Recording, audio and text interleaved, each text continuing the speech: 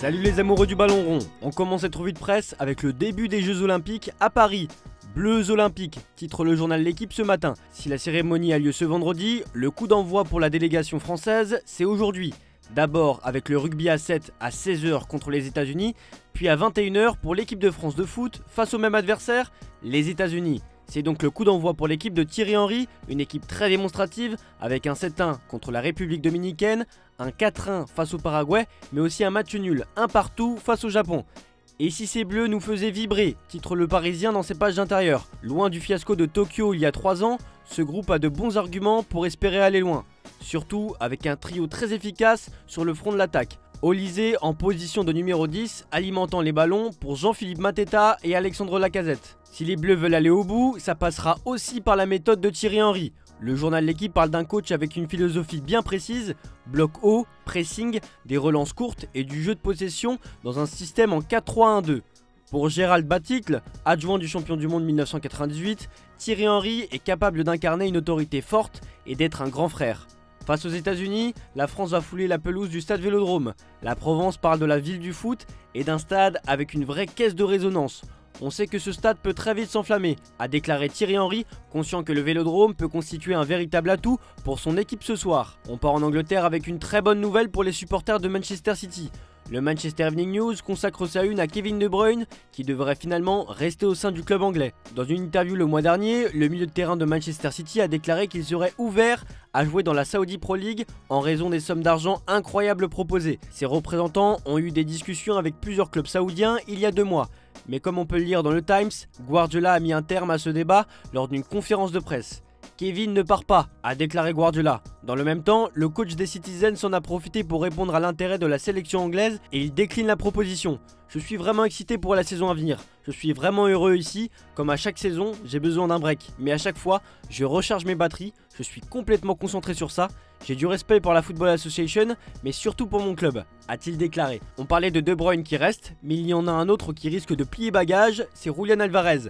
En effet, selon Sports, l'araignée voudrait être titulaire, chose que Guardiola ne peut pas lui garantir. L'arrivée de Savinho ajoute un élément offensif supplémentaire, et pour 4 places disponibles dans le 11, le coach espagnol a le choix entre 8 joueurs.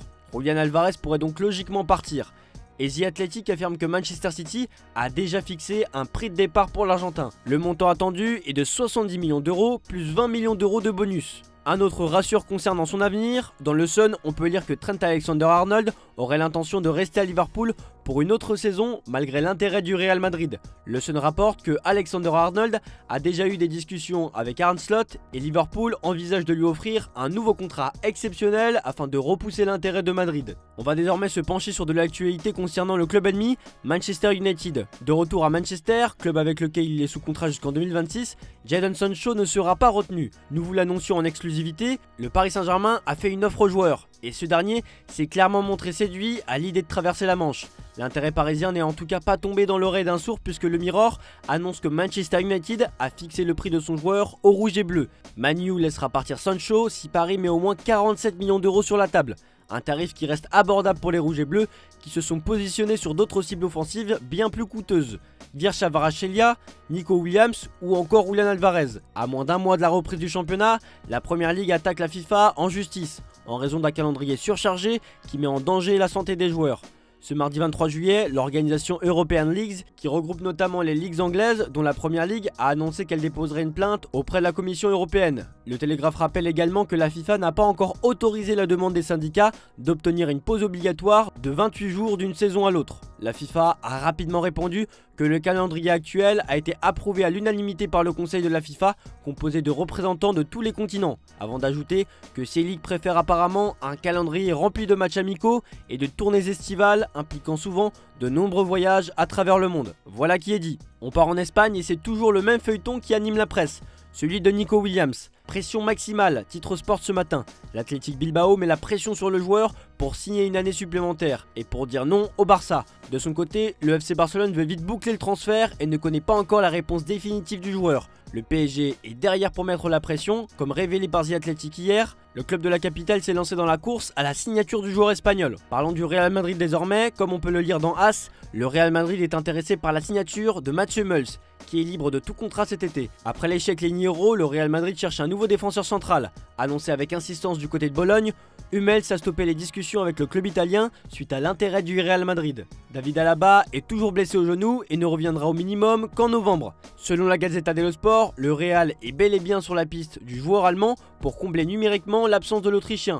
Il ne reste plus qu'à connaître la position du joueur, lui qui a disputé son dernier match avec Dortmund contre le Real Madrid à Wembley. On prend la direction de l'Allemagne désormais avec Bild qui fait un focus sur la pépite Youssoufa Moukoko. Selon le média, le joueur récolte jusqu'à 8,5 millions d'euros par saison, un salaire énorme pour un joueur de 19 ans, mais tout s'explique par les primes versées avant la prolongation de son contrat en 2023.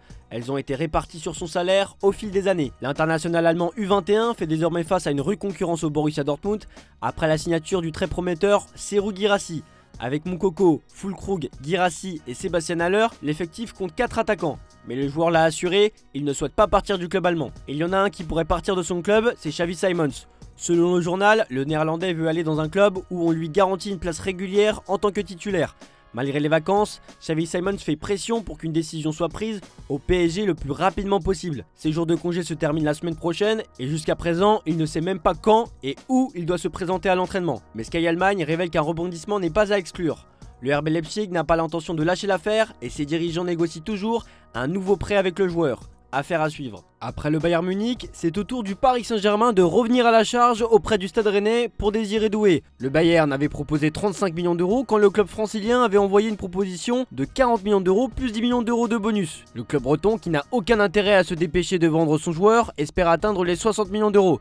Et hier, comme nous vous l'avons expliqué, le Bayern a largement rehaussé son offre qui atteignait les 55 millions d'euros bonus compris. Mais le PSG a vite prévu de réagir. Selon nos informations, le PSG a prévu de dégainer sa deuxième offre ce mercredi et elle va s'élever à 60 millions d'euros bonus compris. Elle sera donc supérieure à l'offre du club bavarois. Le feuilleton de ce transfert promet en tout cas encore quelques épisodes. On termine cette revue de presse en Italie avec Tuttosport qui consacre sa une au nouveau milieu de terrain de la Juventus de Turin. Avec le départ d'Adrien Rabiot et l'arrivée de Douglas Luiz et de Khéphren Thuram, le club italien instaure une vraie révolution dans l'entrejeu. Du côté de la Gazzetta dello Sport, on évoque un accord proche entre Pavlovic et l'AC Milan. Pavlovic est un joueur d'1m94 pour 85 kg, un grand physique et de la solidité pour redonner de la force à une défense fragile. Milan et Salzbourg doivent se mettre d'accord sur le prix. Les Rossoneri proposent 18 millions d'euros pour l'achat définitif, alors que Salzbourg en demande encore un peu plus. Toujours à Milan, il y a une folle rumeur qui s'est emparée de l'Italie. Selon la Repubblica, Manchester City a déjà pris contact avec l'entourage de Donnarumma, dont le contrat expire en 2026 avec le Paris Saint-Germain. Pour le remplacer, s'il ne souhaite pas prolonger, Luis Enrique souhaiterait que Mike Maignan revienne à Paris. Et cela pourrait se transformer en une folle opération à 3 bandes, puisque les Rossoneri seraient prêts à prendre le géorgien Giorgi Mamardashvili, qui évolue à Valence. Dès qu'Ederson rejoindra officiellement Al Ittihad, ce grand manège pourra commencer. Voilà, c'est tout pour aujourd'hui. Bonne journée à tous. Merci pour votre fidélité. On se retrouve en fin d'après-midi pour le JT Foot Mercato.